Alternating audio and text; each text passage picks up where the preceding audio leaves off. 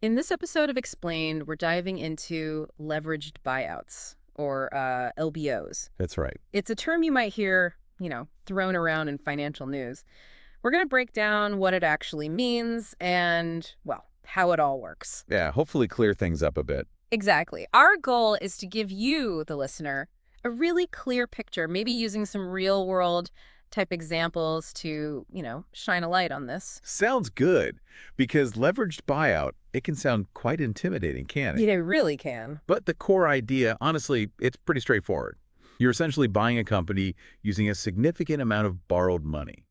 Debt, basically. Okay, so borrowing money to buy a business, like taking out a big mortgage to buy a house, but for a whole company. That's a decent analogy, yeah.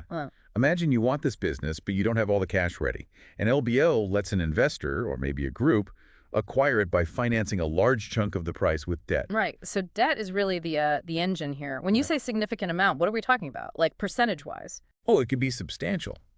Often, it's the majority of the total purchase price. And this borrowed money, it doesn't all come from one place usually. Okay. You'll typically have banks providing a big slice, senior loans, often secured against the assets of the company you're buying. Secure. Okay. So lower risk for the bank. Relatively speaking, yes. But then you often have other layers of financing too, things like junior debt. Ah, junior debt. We've touched on that before. That's the one that gets paid back later if things go wrong, right? So it's riskier. Precisely. Yeah, if the company hits financial trouble, the senior lenders, the banks usually, they get paid first. Junior debt holders are further down the queue. Makes sense. Which is why it typically carries higher interest rates, Yeah. To compensate for that extra risk. Now, there's a company, Kjøller, that operates in this sort of space. Kjøller, right. Yeah, they often provide what they call tailored junior debt solutions. So Kjøller comes in to offer that, let's say, riskier piece of the funding, working alongside the banks. Exactly that. They often position themselves as providing that crucial final bit of financing needed to get the deal over the line. Sometimes even work alongside sellers who might provide some financing too, seller financing. Interesting. And what sort of sums are we talking about for Kjøller? For these LBO situations, their investment range can go up to about $500,000 US. $500,000. That could really make the difference in, say, a smaller and medium-sized deal. Absolutely. It could be the critical gap filler. Now, I remember reading something about an equity kicker that Kjøller sometimes includes. What's that about? Ah, yeah, the equity kicker. That's a really smart way for them to align their interests with the future success of the company. How so? Well, it basically gives them a small ownership stake in the business, a piece of the equity. So if the company does really well after the buyout, Kjøller benefits too, not just from the loan interest. exactly. They get the interest payments on their debt, but they also share in the upside through that equity stake. It means they're really invested in the company thriving. So it's more like a partnership then, not just a standard loan. Shared risk, shared reward. That's a great way to put it. And they actually emphasize that they don't just offer standard loans. Their deals are structured with this potential upside, but also, ways to protect themselves if things don't quite go to plan. Which suggests they're quite careful about who they back. Very selective, I'd imagine. They need to really believe in the potential. And what kind of companies are they looking at? Is there a typical size, a sweet spot for Kjøller? Yeah, they mentioned their ideal target acquisition size is sort of in the $5 to $8 million range, valuation-wise. Okay, $5 to $8 million. That gives a good sense of scale. Yeah. And where do they operate mostly?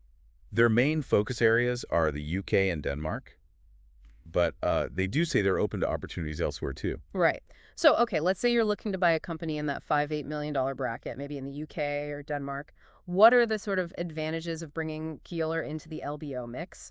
The source materials seem to list quite a few. Yeah, there are several potential benefits they highlight. Firstly, a big one is flexibility, because they invest their own money. Not institutional funds. Right, it's their own capital. This gives them a lot more freedom in how they structure deals compared to, say, a big bank with rigid rules. They can create these tailored solutions that really fit the specific situation. That makes sense. And speed, I think that was mentioned too. Getting a term sheet quickly. Yes, speed is definitely highlighted. They suggest you might even get a term sheet that's the basic deal outline after just the first meeting, which is, frankly, incredibly fast in M&A. Oh, yeah. And that likely comes from their experience, right? They've done over 70 investments since 2008. They've seen a lot. That's quite a track record. It is. And this experience probably helps streamline their due diligence, too. They mention a time frame of just 2 to 4 weeks from accepting the term sheet to actually investing the money. 2 to 4 weeks. That's quick. That can save a deal sometimes. It really can. Time kills deals, as they say. Plus, they seem to stress being, easy to work with, having a diverse team, being upfront, pragmatic, honest. All good qualities in a financial partner, especially during something as intense as an LBO. Definitely. And they also mentioned providing support if things don't go perfectly smoothly afterwards. They talk about having an ambitious mindset. So they're in it for the long haul, potentially. It sounds like it. And the fact that they are entrepreneurs themselves. That's quite interesting. How so?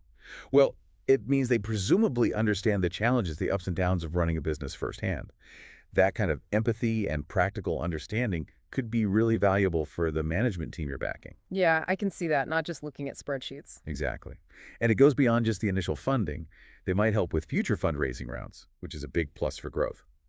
They also stress confidentiality and that quick response time, aiming for under 24 hours. That's impressive responsiveness.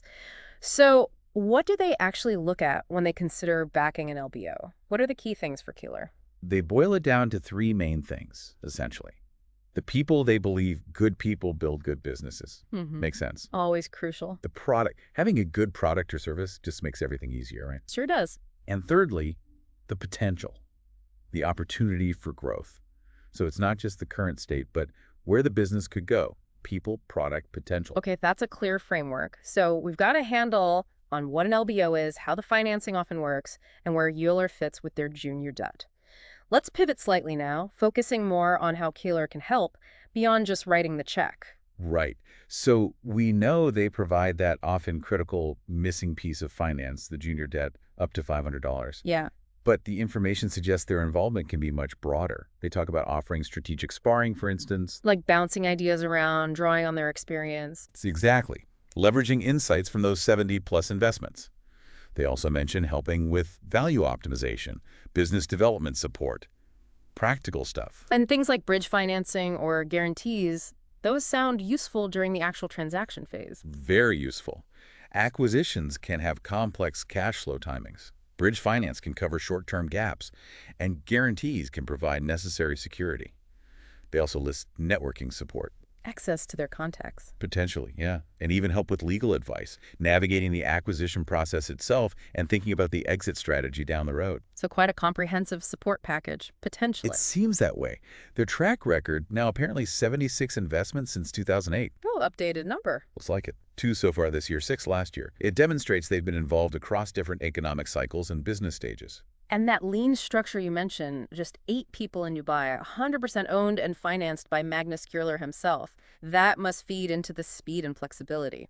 Absolutely. No complex committees or external shareholders to answer to. It allows for, quick decisions, which is often vital in LBO scenarios. Makes perfect sense. And it's worth remembering, while we're focusing on LBOs, they also do venture investments, startups. They have 34 active ones, and property deals. So they have a pretty broad perspective on investment. Right, a diverse portfolio. Okay, so wrapping this up then, if you're out there, maybe an entrepreneur or an investment group, and you're looking seriously at a leveraged buyout. Especially for a company valued around that $5 to $8 million mark. Yeah, particularly in the UK or Denmark, although maybe elsewhere too. And you need that sort of final slice of financing. The junior debt piece. Kjøller sounds like a very interesting option to investigate, especially if you value that flexibility, speed, and potentially broader partnership approach. Absolutely.